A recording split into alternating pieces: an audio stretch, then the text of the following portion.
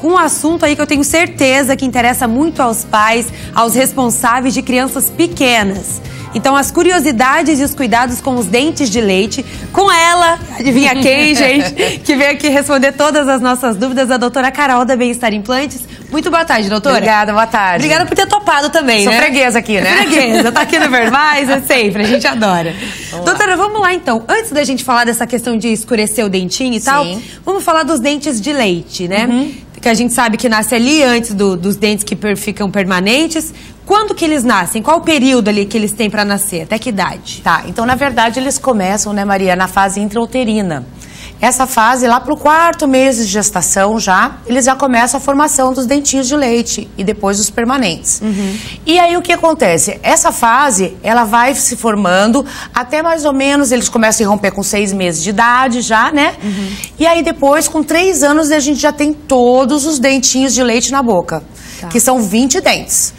10 em cima e 10 embaixo, né? E aí, às vezes perguntam pra mim, mas qual que é a função do dente de leite, né? Já que tem o permanente.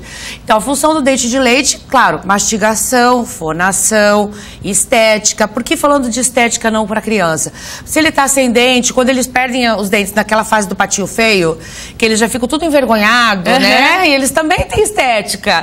E aí também serve pra tudo isso e pra manter os espaços corretos pra vinda dos permanentes. Doutora, mas assim, você comentou que até os 3 anos, então, é para estarem todos ali, os 10 em cima, os 10 em cima. Mas a gente sabe que muitas vezes não acontece isso. Isso mesmo. Pode acontecer de não nascer, né? E aí que vocês chamam de agenesia? Isso mesmo. Pode acontecer, né? De não nascer os dentes. Geralmente acontece nos incisivos laterais, que são esses do ladinho dos 2 grandões, né? Aí a gente faz o seguinte tratamento, né, Maria? Dependendo da estética, da vontade do paciente, ou a gente fecha esse espaço com um aparelho, né? E transforma daí os caninos que vêm logo após em laterais e vem assim sucessivamente fazendo uma harmonia do sorriso. Ou então a gente pode também abrir esse espaço mais um pouquinho e colocar um implante. Um implante, já na criança, Já né? na criança. É importante falar também, bem lembrado, que a idade para você começar a fazer o implante seria depois do surto de crescimento. As meninas 13, 14 anos, os meninos 15 anos, porque senão a maxila continua crescendo e pode dar uma diferença depois no tratamento final, né? Na hora de colocar a coroa, ficar um pouco mais pro lado do que pro outro, porque tá crescendo ainda, Tem que esperar, né? então, terminar de formar. Exatamente, daí para fazer o implante. Tá, Carol, antes de eu continuar com a nossa entrevista, tem gente de casa mandando pergunta também. Vamos colocar aqui na telinha, então, pra doutora Carol responder? A Vânia disse assim, eu tenho um filho de 4 anos. Quando ele tinha 1 aninho, caiu do balanço e perdeu por inteiro o dentinho. Eu quero saber se nasce de novo. O dentinho de leite? Não. Não nasce de novo. Porque ele vai ter que aguardar agora a vinda do permanente. O que eu aconselho essa mãezinha?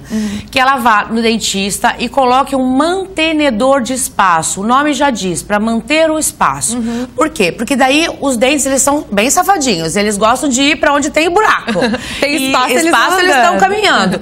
Então, o que acontece? Vai tentar fechar esse espaço com os outros dentinhos de leite do lado. E aí vai perder daí o espaço que para vir o permanente, porque ele já é mais largo, ele já é maior, né? E aí vai começar a encavalar os dentes. Então, às vezes a gente faz até uma prótesezinha removível com dentinho por causa da estética, né? Vai ficar bonitinho. Exatamente, faz da corzinha, do tamanho do outro do lado, e aí muitas crianças usam, é a coisa mais engraçadinha do mundo, né? Que a gente chama grosseiramente, né, dos mais velhos de perereca. Então a gente faz uma pererequinha para criança. Ou então faz um estilo de aparelho móvel e também tem os fixos, que são mantenedores que são feitos de metal, né, com ganchos de aço, assim, e aí mantém lá e fica o espacinho e os dentes não caminham. Não corre o risco de... Mas assim, pelo fato dele ter perdido esse dentinho com uma pancada, como ela disse, ele caiu e caiu o dente por inteiro. Corre o risco de ter problema com o permanente ou não? Não interfere? Não, corre o risco sim. Depende do quanto foi essa pancada, né? Porque na hora dele perder, o que a gente chama de avulsão do dente, pode ter batido no permanente. Ah, então e aí pode até fraturar, às vezes, um pedaço do permanente, sabe? Então a gente tem que fazer o acompanhamento radiográfico, né, dessa criança, para ver se está vindo tudo direitinho, na data certa, permanente. Se ele tiver começando a ficar preguiçoso para descer, significa que ele teve algum probleminha. Aí, às vezes, a gente tem que abrir a gengivinha, puxar, colar um bract ali de aparelho, puxar, ajudar a puxar o dentinho.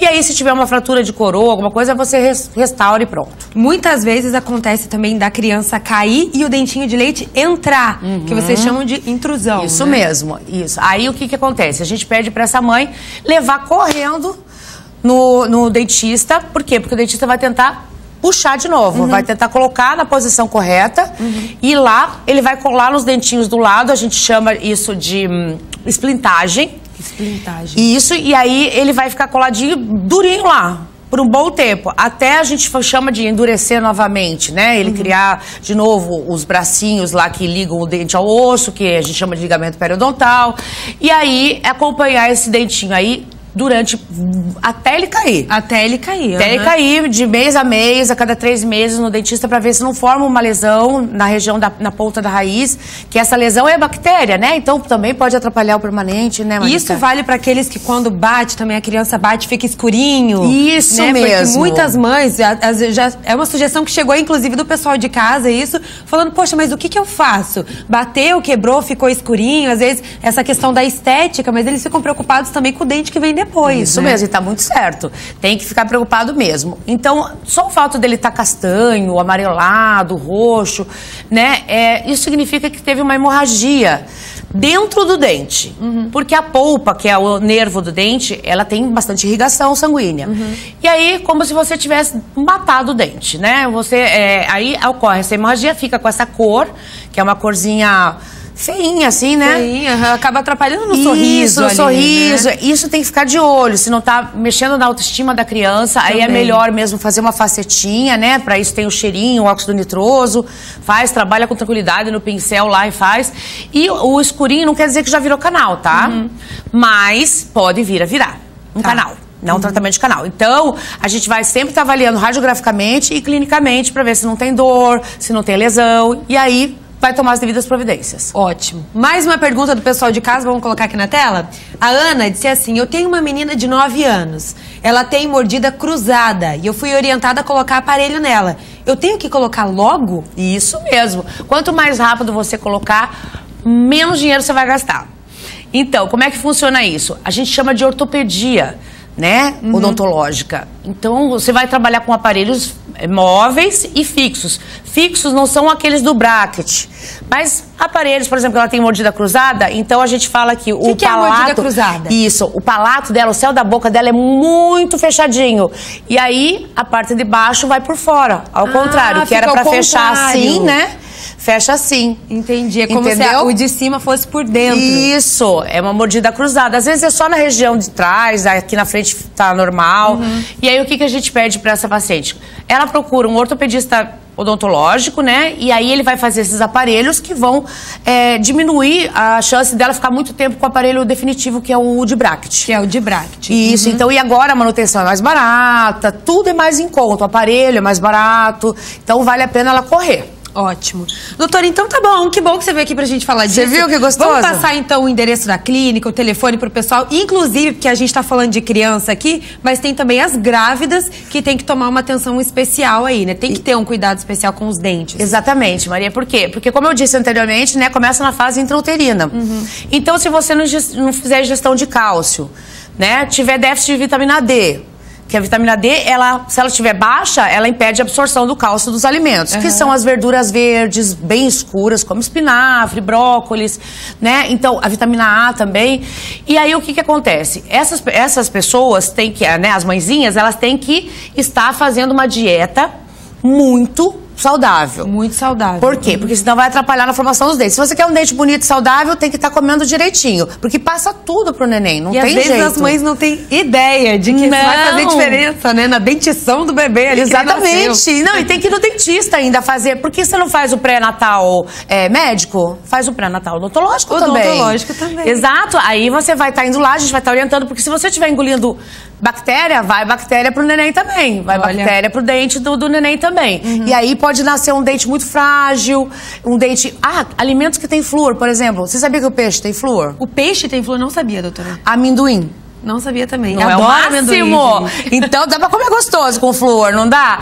Então é isso. Não tem. Aí, se você não faz uma hipocalcemia, que a gente chama quando diminui muito o cálcio, os dentes eles vão nascer sem forma, pontudos, meio descascado, com manchas bem brancas, que a gente chama de hipoplasia do esmalte, que são pra sempre. Elas não vão sair. E aí você tem que trabalhar com restaurações. Responsa da mãe também, né? Olha essas mães aí, gente. Estamos de olho em vocês. E aí também, falando, né, que eu sempre me pergunto, mas por que o dente é de leite? Porque se é um dente descido, o nome dele verdadeiro, descido, né? O nome artístico é dente de leite.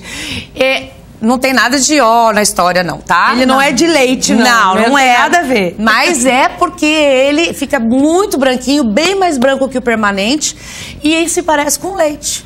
Por isso que tem o nome Por isso é dente de leite, acredita? Aí, a maior curiosidade da entrevista inteira, gente. Doutora, obrigada. Obrigada a você. Por ter vindo, topado e tirado as nossas dúvidas. Vamos passar o telefone da clínica? Isso, e também tem a nossa página do Facebook, né? Da Bem-Estar Implantes, Joinville. Aí você pode também tirar dúvidas lá no nosso Face e também ligar pelo WhatsApp 999362765. Eu mesma vou te responder, se eu não puder, a doutora Elô te responde, tá? Então não tem desculpa, não. Marca uma avaliação, venha conhecer como é que a gente trabalha. 3028-6828. Gravidinhas, estamos de olho em vocês. Estamos de olho. Doutora, obrigada.